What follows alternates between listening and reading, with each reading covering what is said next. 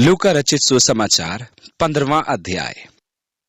सब चुंगी लेने वाले और पापी उसके पास आया करते थे ताकि उसकी सुने। पर फरीसी और शास्त्री कुड़कुड़ाकर कहने लगे, ये तो पापियों से मिलता है और उनके साथ खाता भी है। यहाँ ध्यान दीजिए कि 4 किस्म के लोग हैं। सबसे पहले चुंगी लेने वाले और पापी लोग। वे समाज से बहिष्कृत होते थे और घृणा के पात्र थे। उन्हें विश्वासघाती और देशद्रोही माना जाता था। उन्हें पापियों की श्रेणी में रखते थे। मत्ती को यीशु ने अपना शिष्य बनाया था। जक्कई भी चुंगी लेने वाला था। यीशु से साक्षात्कार के पश्चात उसने अपनी आधी संपत्ति कंगालों में बांट दी थी और अन्याय से वसूली गई धनराशि 2 गुना लौटा दी थी। उनका यीशु के प्रति आकर्षण का कारण था आशा का संदेश, परंतु फरीसी और शास्त्रियों के वहां उपस्थित होने का कारण था यीशु में दोष खोजना, उस पर दोष लगाना। इसलिए उन्होंने कुड़कुड़ाना आरंभ कर दिया कि जनता को गलत समझे, परंतु अप्रत्यक्ष रूप से वे राज्य का प्रचार कर रहे थे कि यीशु पापियों को बचाने आया है। यूहन्ना ने लिखा है, हमने जो सुना और देखा वही तुम्हें सुनाते हैं कि तुम हमारे साथ सहभागी हो जाओ। और सच तो यह है कि हमारी सहभागिता पिता और उसके पुत्र मसीह यीशु के साथ है। वो पापियों को स्वीकार करता था, वो उनके साथ बैठता है, वो उनके साथ एक ही रोटी तोड़ता है और एक ही कटोरे में खाता है। वो उनके साथ एक है। परमेश्वर का धन्यवाद हो कि वो ऐसा करता है, नहीं तो हमारी क्या हालत होती। यदि फरीसी और शास्त्री धर्मी जन होते तो सुसमाचार के प्रति पापियों की रुचि को देखकर उनका व्यवहार कैसे होना चाहिए था। यदि हम पापियों को उद्धार पाते देखें तो हमारी प्रतिक्रिया क्या होनी चाहिए। अनेक हैं जो बिली ग्राहम और उनके प्रचार अभियानों के आलोचक हैं। वहां अनेक जन यीशु को ग्रहण करते हैं। लोग कहते हैं ठीक है, परंतु उनमें से अधिकांश जन पीछे हट जाते हैं। वह ये नहीं कहते कि परमेश्वर का धन्यवाद हो, देखो प्रभु की कैसी स्तुति होती है। हम क्यों नहीं मानते हैं कि आत्माएं बचाई जाती हैं? हम दोष क्यों बार बार लगाते हैं? 3री आयत में लिखा है, तब उसने उनसे यह दृष्टांत कहा। किनसे? फरीसियों और शास्त्रियों से, क्योंकि वे कुड़कुड़ा रहे थे। तुम में से कौन है जिसकी 100 भेड़ें हों और उनमें से एक खो जाए तो 99 को जंगल में छोड़कर उस खोई हुई को जब तक मिल जाए खोजते ना रहे, और जब मिल जाती है तब वह बड़े आनंद से उसे कंधे पर उठा लेता है और घर में आकर मित्रों और पड़ोसियों को इकट्ठा कर कहता है, मेरे साथ आनंद करो क्योंकि मेरी खोई हुई भेड़ मिल गई है। जब खोई भेड़ मिल गई तो आनंद मनाया गया। पड़ोसियों के साथ भी आनंद मनाया गया। मेरी खोई हुई भेड़ मिल गई है। 7वीं आयत में लिखा है, मैं तुमसे कहता हूं कि इसी रीति से एक मन फिराने वाले पापी के विषय में भी स्वर्ग में इतना ही आनंद होगा जितना कि 99 ऐसे धर्मियों के विषय नहीं होता जिन्हें मन फिराने की आवश्यकता नहीं।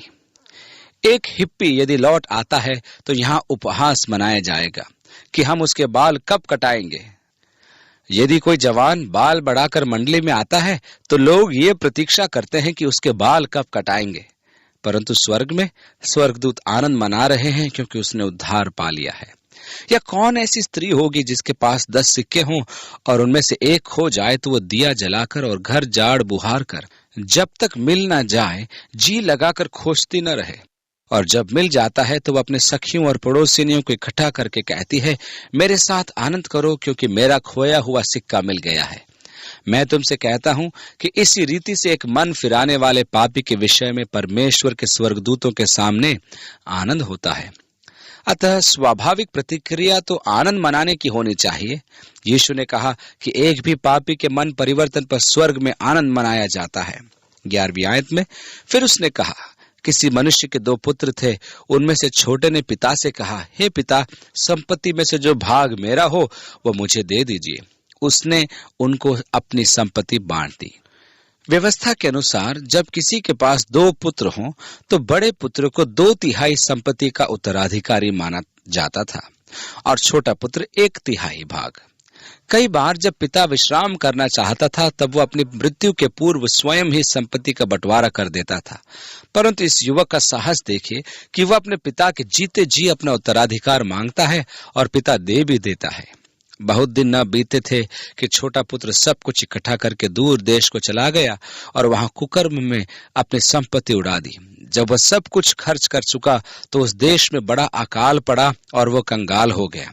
इसलिए वह उस देश के निवासियों में से एक के यहाँ जा पड़ा। उसने उसे अपने खेतों में सूअर चराने के लिए भेजा। सूअर चराना यहूदियों के लिए व्यवस्था विरोधी था। श्रापित है वह पुरुष जो सूअर चराता है। आगे लिखा है, और वो चाहता था कि उन फलियों से जिन्हें सूअर खाते थे अपना पेट भरे, और उसे कोई कुछ नहीं देता था। जब वो अपने आप में आया तो कहने लगा, मेरे पिता के कितने ही मजदूरों को भोजन से अधिक रोटी मिलती है और मैं यहाँ भूखा मर रहा हूँ। मैं अब उठकर अपने पिता के पास जाऊंगा और उससे कहूंगा कि पिताजी, मैंने स्वर्ग के विरोध में और तेरी दृष्टि में पाप किया है। अब इस योग्य नहीं रहा कि तेरा पुत्र कहलाऊं। मुझे अपने एक मजदूर के समान रख ले। तब वह उठकर अपने पिता के पास चला। वो अभी दूर ही था कि उसके पिता ने उसे देखकर तरस खाया और दौड़कर उसने उसे गले लगाया और बहुत चूमा। यहूदियों में जूते पहनने का महत्व था, क्योंकि जूता न पहनने का अर्थ था कि वह दास है। मैं क्यों दास बना रहूं? मैं तो पुत्र हूं, मैं परमेश्वर पिता का पुत्र हूं। वह युवक अपनी बात पूरी भी नहीं कर पाया था कि उसके पिता ने कहा, इसे जूते पहनाओ और पला हुआ बछड़ा लाकर मारो ताकि हम खाएं और आनंद मनाएं, क्योंकि मेरा यह पुत्र मर गया था, अब जी उठा, खो गया था, अब मिल गया है। और वे आनंद करने लगे। परंतु उसका जेठा पुत्र खेत में था। जब वो आते हुए घर के निकट पहुंचा तो उसने गाने बजाने और नाचने का शब्द सुना। अतः उसने एक दास को बुलाकर पूछा, ये क्या हो रहा है? उसने कहा, तेरा भाई आया है और तेरे पिता ने पला हुआ बछड़ा कटवाया है, इसलिए कि उसे भला चंगा पाया है। ये सुनकर वह क्रोध से भर गया और भीतर जाना न चाहा, परंतु उसका पिता बाहर आकर उसे मनाने लगा। उसने पिता को उत्तर दिया, देख, मैं इतने वर्षों से तेरी सेवा कर रहा हूँ और कभी भी तेरी आज्ञा नहीं टाली, तो अभी तूने मुझे कभी एक बकरी का बच्चा भी न दिया कि मैं अपने मित्रों के साथ आनंद करता। परंतु जब तेरा ये पुत्र, जिसने तेरी संपत्ति वेश्याओं में उड़ा दी है, आया है, तो उसके लिए तूने पला हुआ बछड़ा कटवाया। दृष्टांत का मुख्य विषय यहाँ है। यद्यपि इसमें अनेक शिक्षाएं हैं, ये दृष्टांत मुख्य रूप से फरीसियों के लिए है। वह धीरे धीरे अपने वार को प्रबल करता जा रहा है। तीनों में खोई हुई वस्तु पाई गई और आनंद मनाया जा रहा है।